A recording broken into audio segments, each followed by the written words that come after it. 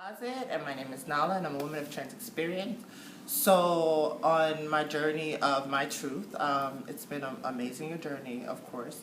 Um, but for in terms of past and stuff, I had to overcome a lot of bullying, a lot of hardships. However, I always stayed true to myself and stay focused in school. And now I'm at a place where I can just be so grateful for everything and all the support that I've received from family and friends. Um, it's been a amazing experience. There are some hardships that still go on, even society in general today. Whether it comes to the nuance around transgender and the different type of aspects under the transgender umbrella. So there's some more of bringing awareness, especially now that TDOR is coming, which is Transgender Day of Remembrance, and that covers not only just the loss of a lot of transgender folks who were murdered through bad casualties, but just also to bring around sisterhood, brotherhood, and gender nonconforming, just to bring unity around the community, to just get an understanding of what else, what more work that needs to be done amongst the community, and just bring our awareness of how can we make not just our community better, but more how can we bring the world together in unity. Yeah. How do you feel being a trans woman? Good question. How do I feel? Personally, I feel like this is it. This is me.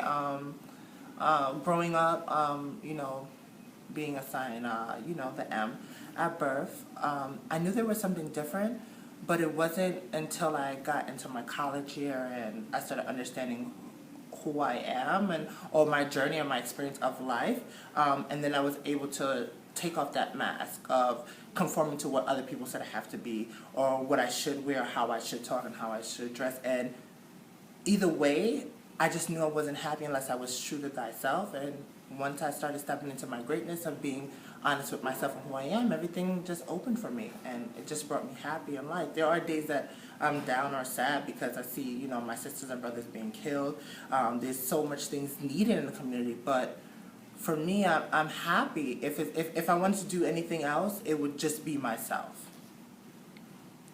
Do you feel safe walking the streets of New York when you hear that there are women of trans experience who are being beaten and murdered? Of course not. Like, no. And I laugh because the fact that we even still have to talk about safety for just trans women in general is ridiculous. That people are actually creating hate crimes because of someone's identity and who they choose to be. Yeah, but to honestly say, no, I don't feel safe. However,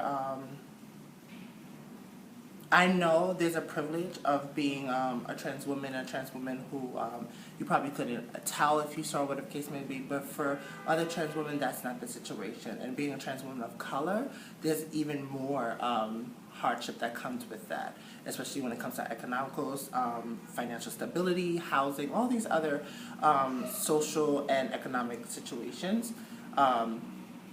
It's not easy. It's really not easy. So to answer that question, a simple no. Are there trans role models in your life, and who are they? There's so much. I want to start with my mentors and my mentees. That's Lord Ashley Hunter. There is Janet Mock, of course, Laverne Cox, but just role models. I learned this saying from Laverne Cox. She said she doesn't call it role models. She actually calls it possibility models, because when you say roles, that means you have to follow that person's footstep, but just being a possibility is what someone can possibly be or be in their own way. So Laverne Cox, Janet Mox, my sister, Lord Ashley Hunter, Katrina Goodlid, Vanessa, I can name a list of powerful trans women, especially on my TWOC bar, that's TWOCC, Transgender Women of Color Collective in the Greater New York. My sisters in Ohio, my sisters in New Orleans. We're just really bringing awareness and, being the front line of work that had to be done. And and when I say work that has to be done, we're not the only one doing the work. There's so many different ways of doing the work, whether it's behind the scene, front line, whatever it may be. How do you define an essence of a woman? If you say you're a woman, you're a woman. That's it. There's and people may challenge me on that, but whatever. But to say a woman has to be feminine, a woman has to do this, a woman has to be this. No. If you identify as a woman, yes, of course there's going to be biological, that to give birth and all this stuff, but there's someone who can't give birth. Does that make them not a woman? They're still a woman in their own divine right. So in my creation and my truth, I am a woman. And that's my definition.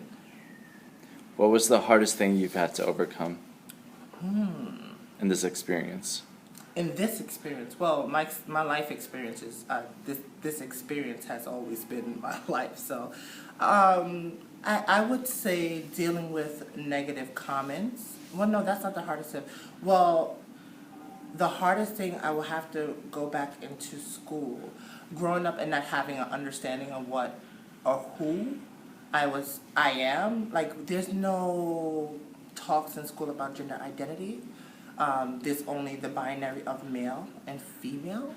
We don't talk about what gender identity looks like and sexuality. We don't talk about that in school. So I think the hardship would, for me, stem from the lack of nuance and the lack of